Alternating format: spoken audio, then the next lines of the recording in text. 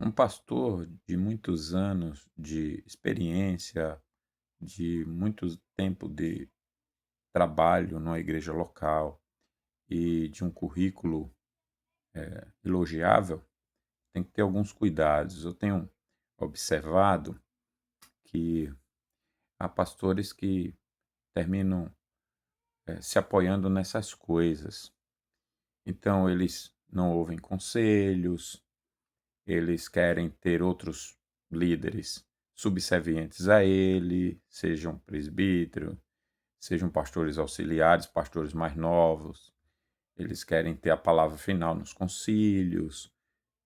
Eles não usam mais, muitas vezes, a Bíblia como fundamento. Mas a autoridade de todo mundo, seja novo, seja já experiente, é a palavra de Deus. Quando se foge da palavra de Deus, se perde a autoridade. E a igreja precisa ter muito cuidado em relação a isso. Outro dia eu estava vendo um pastor famoso e de um currículo impecável. Eu o ouço, acompanho, já li livros, enfim, eu vi ele falar sobre o ministério feminino de uma forma que não está na palavra.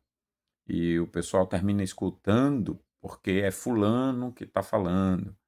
E com todo respeito, amor e carinho, fugir da palavra não deve ser ouvido.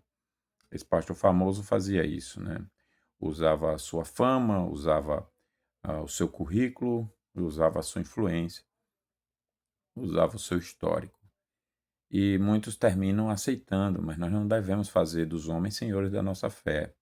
Veja, Jesus não autorizou o ministério feminino, não chamou nenhuma discípula para esse ministério.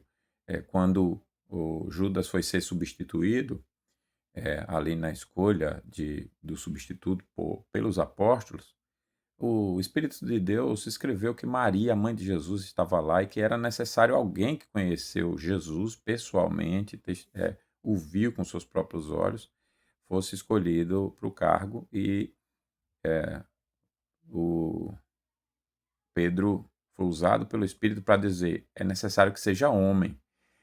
É como quem diz: Maria, mãe de Jesus, está aqui, mas ela não é qualificada para isso, porque não é homem. E não é porque a Bíblia é machista, é porque cada um tem sua função. A Bíblia não é feminista porque deu à mulher o dom de ser mãe, né, de engravidar. Não há nenhum problema nisso. Deus fez isso, né? Deus quem deu capacidade à mulher assim. Então você pega um líder que vai e distorce o texto, aí usou, explicou Coríntios lá, aí foi uma oratória, uma retórica impecável, mas está errada. Toda a teologia bíblica está errada. E ali ele fez parecer que o texto não deixava brecha para outro entendimento, mas não é esse o entendimento em toda a Escritura, né? Então você não deve isolar uma passagem, um versículo, uma situação para dizer que aquela é a doutrina, para fazer doutrina, dizer que aquela é a doutrina. Aí tem muitos falando hoje que a mulher pode pregar, mas não pode ser pastora. É uma forma ardilosa. Para quem conhece de retórica, sabe do nível de ardilosidade que está sendo usado. Isso não deve acontecer, né?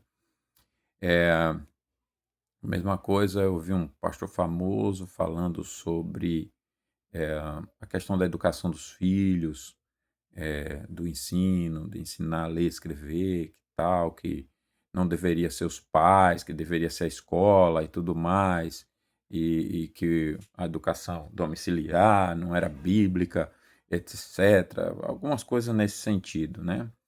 E ele, na área da educação, numa posição muito privilegiada, ganhando seus reais bem elevados, aí falava essas bobagens. E, olha, a gente vê essas coisas, né, e o coração aperta. Em reuniões conciliares, muitos pastores se acham a autoridade porque são antigos, são de currículos, né, elogiáveis e bastante experientes. Mas a igreja verdadeira se firma na palavra, e a autoridade de qualquer posição, decisão, pensamento se toda a escritura fielmente é o fundamento. Se não é, então não é válido. Então tenhamos esses cuidados, né, nós, quando tivermos diante de alguém dessa envergadura. E os pastores experientes aqui, a Bíblia diz que é para a gente falar como a paz, né? Então, com todo amor e carinho, cuidado com esse pecado. Não trate as outras pessoas como inferiores, não queira líderes subservientes a você, colegas, presbíteros, diáconos, a igreja. Não manipulem, cuidado com esses pecados. Nosso fundamento não é a experiência, nem é o currículo, nem a nossa fama. Nossa experiência ou nossa autoridade é a palavra de Deus. Que Deus nos abençoe.